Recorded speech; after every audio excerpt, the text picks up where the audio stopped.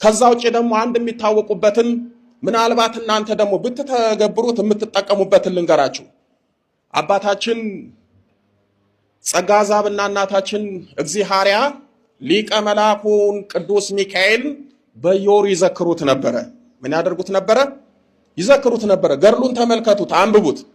ወር በገባ በ12 ሊቀ መላኩን ቅዱስ ሚካኤልን ድል አድርገው በመደገስ እንዲሁም ደግሞ ሰኔና ህዳር 12ን የቅዱስ ሚካኤልን ዓመታዊ ክብረ በዓልን በመደገስ ለድሆች ያበሉ ያጠጡ ነበር፣ ወይም ደግሞ ቅዱስ ሚካኤልን ይዘክሩ ነበረ።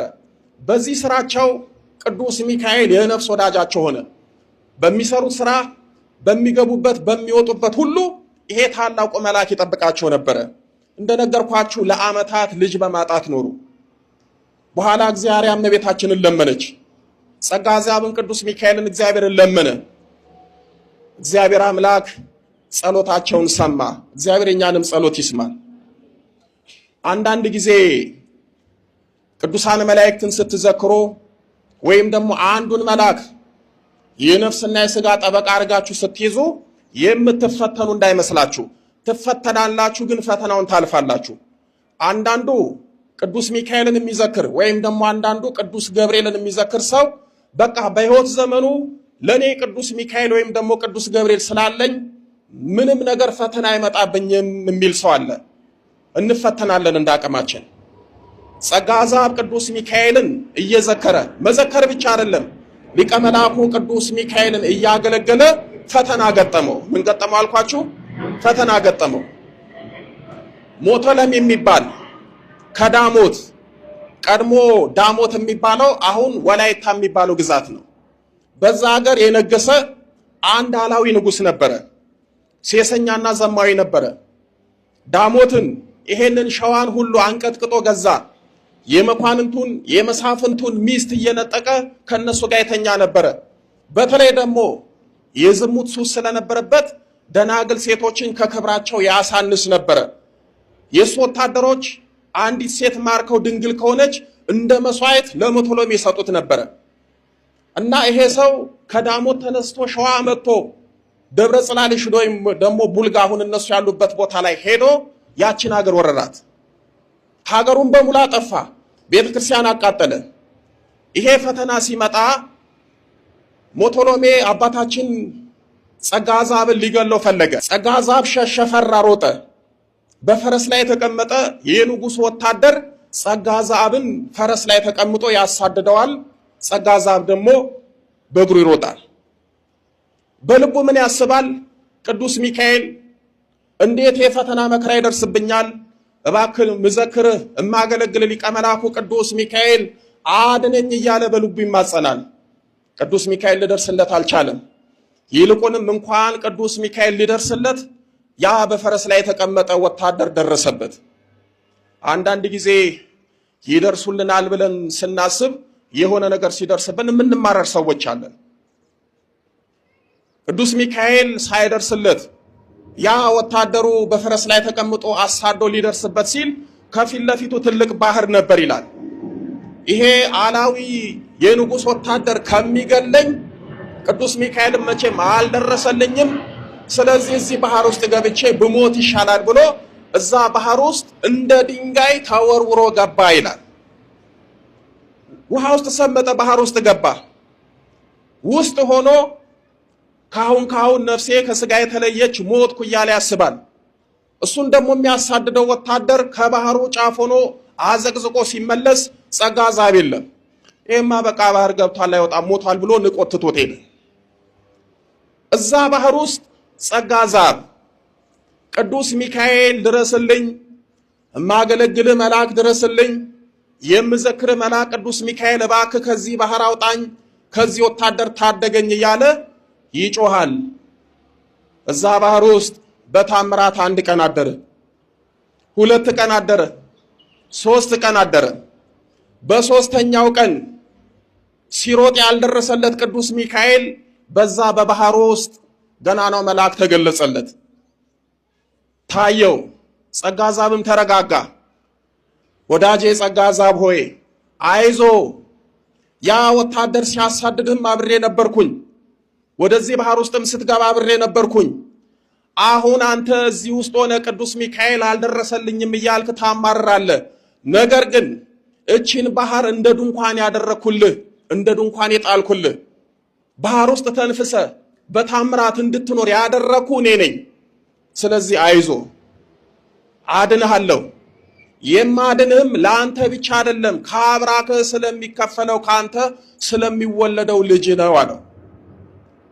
አሁን ጸጋ ዘአብ ባህር ውስጥ ገብቷል። ተስፋ ቆርጧል። ቅዱስ ሚካኤል በየብስ ያድነኛል ብሎ አስቦ ነበረ። እሱ ባህር ውስጥ ገብቷል። ነገር ግን ቅዱስ ሚካኤል ሊደርስለት አልቻለም። ግን እሱ እየጠበቀው ነው። አንዳንድ ጊዜ በመከራችን በፈተናችን እስከ ሞት ያልደረስነው ሌላም ችግር ያልመጣብን መከራችንን ችለን እንድንኖር ያደረገን እግዚአብሔር ቅዱሳን መላእክትን እያዘዘልን ነው። በኋላ ከዛ አጽናናው። ከዛ ባህር በታምራት አወጣው። ቅድም እንደነገርኳችሁ እርሱ ለዓለም ብርሃን ይሆናል ካንተ የሚወለደው ብሎ ሊቀ መላኩ ቅዱስ ሚካኤል ነገራቸው። ዛሬ ልጆቻችን እንኳን ለሰው ብርሃን ሊሆኑ ለራሳቸው ጨልመዋል። ብዙ ቤተሰቦች አሉ በልጆቻቸው የሚያለቅሱ የሚሳቀቁ። ወልደው የወላድ መካን የሆኑ ሰዎች አሉ። በልጆቻቸው ጤና ያጡ ሰዎች አሉ። በልጆቻቸው ሕይወት ከበሽታ የወደቁ ሰዎች አሉ።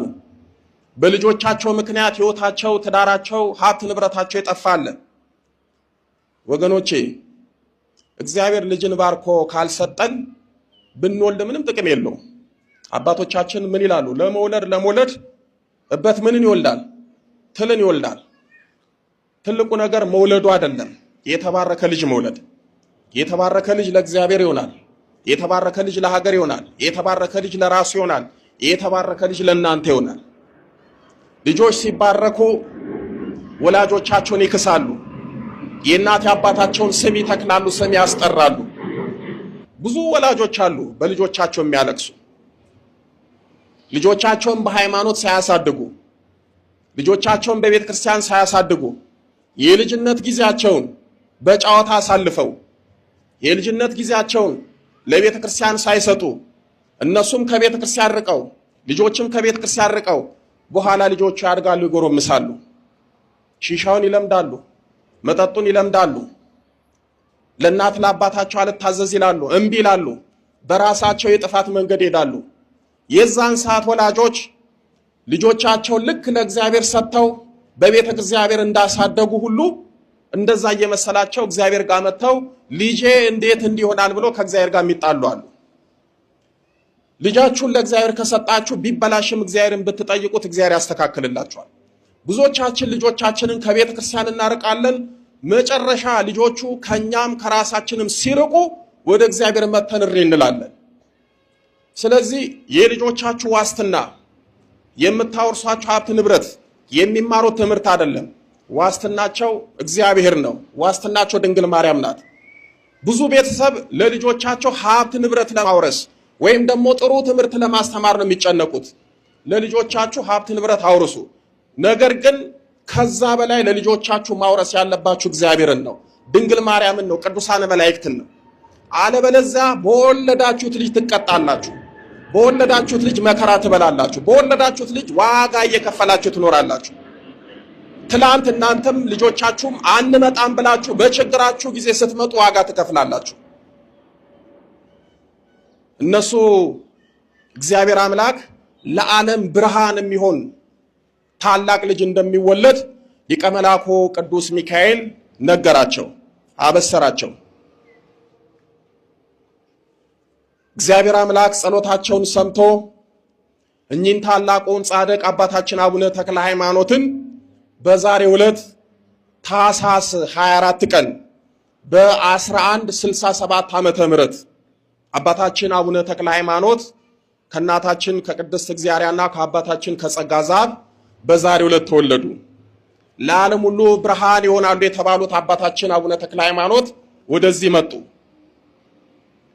እንደተወለዱም በሶስተኛው ቀን አሃዱ አብ ቅዱስ፣ አሃዱ ወልድ ቅዱስ፣ አሃዱ ውእቱ መንፈስ ቅዱስ ብለው ሥላሴን አመስግነዋል። ለሥላሴ ሰግደዋል። ከማፀን ጀምሮ ስለተመረጡ እንደተወለዱ ለእግዚአብሔር ምስጋና አቀረቡ፣ የአምልኮት ስግደት አቀረቡ። እንግዲህ እኚህ ታላቁ ጻድቅ አባታችን አቡነ ተክለ ሃይማኖት ቅድስት ቤተክርስቲያናችን በዛሬው ዕለት ታኅሳስ 24 ቀን የተወለዱበት ቀን ነው ብላ ትነግረናለች፣ ታስተምረናለች። ስለ አቡነ ተክለ ሃይማኖት ለመናገር በእውነት ጊዜ አይበቃንም። ካደጉም በኋላ ድፍን ኢትዮጵያን ዞረው ወንጌል ያስተማሩ ብዙ ገቢረ ተአምራት የሰሩ ታላቅ አባት ናቸው። እንደው በዚህ አጋጣሚ ስለ አቡነ ተክለ ሃይማኖት አንድ ነገር ልንገራችሁ። በዚህ በገድላቸው ላይ ወደ መጨረሻው አካባቢ የረፍታቸው ላይ አንድ የሚናገረው ታሪክ አለ።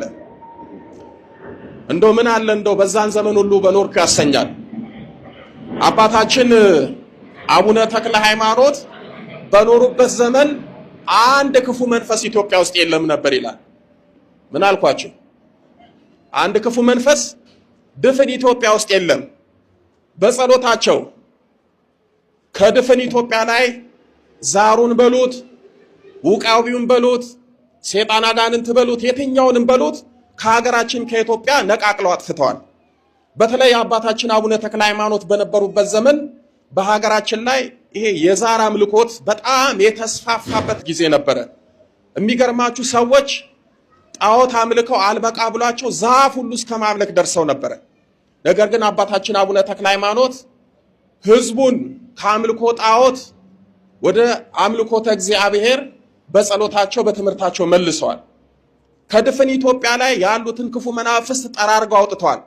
በኋላ ነሐሴ 24 ቀን በሚያርፉበት ጊዜ አንድ ቀለብላባ መነኩሲት ይላል አባታችን አቡነ ተክለ ሃይማኖት ልጆቻቸውን ጠርተው እየባረኩ ሊሰናበቱ ሲሉ ያቺ መነኩሲት ትመጣና አባቴ ሆይ በምድርም በሰማይም በእርሶ ቃል የታሰረ ካለ ይፍቱ ብላ ጠየቀቻቸው። በእኔ ቃል የታሰሩት ሁሉ የተፈቱ ይሁኑ ብለው ተናገሩ።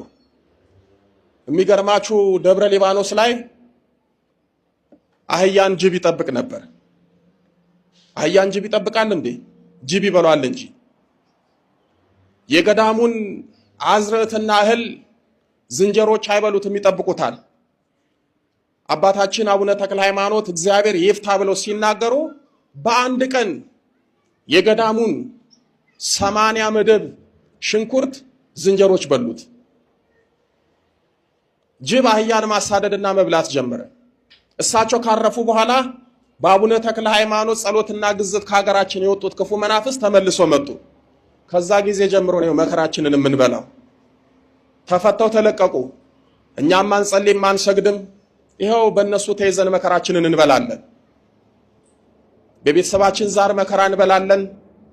ከጊዜ በኋላ በሚመጣው በመተት በአይነ ጥላ በሌላም ፈተናችንን እናያለንና እንግዲህ እኛ አባታችን አቡነ ተክለ ሃይማኖት የኢትዮጵያን ሰላም እንድትሆን በጸሎት ብቻ እንድትኖር ያደረጉ ታላቅ አባት ናቸውና እርሱ ለዓለም ብርሃን ይሆናል ብሎ ቅዱስ ሚካኤል እንደተናገረው ጻድቁ አባታችን አቡነ ተክለ ሃይማኖት በዛሬው ዕለት ብርሃን ለብሰው የተወለዱበት የእናት አባታቸውን ሐዘን ወደ ደስታ የቀየሩበት ለኛም ደግሞ ጸጋ በረከት የሆኑበት ታላቅ ቀን ነውና አምላክ አቡነ ተክለ ሃይማኖት ልጅ ለሌላችሁ ልጅ ይስጣችሁ፣ የተባረከ የተቀደሰ ልጅ ይስጠን። የአቡነ ተክለ ሃይማኖት ጸሎትና በረከት ከሁላችን ጋር ይሁን። እግዚአብሔር አምላካችን ስለ አቡነ ተክለ ሃይማኖት ብሎ ይቅር ይበለን። ወስብሐት ለእግዚአብሔር።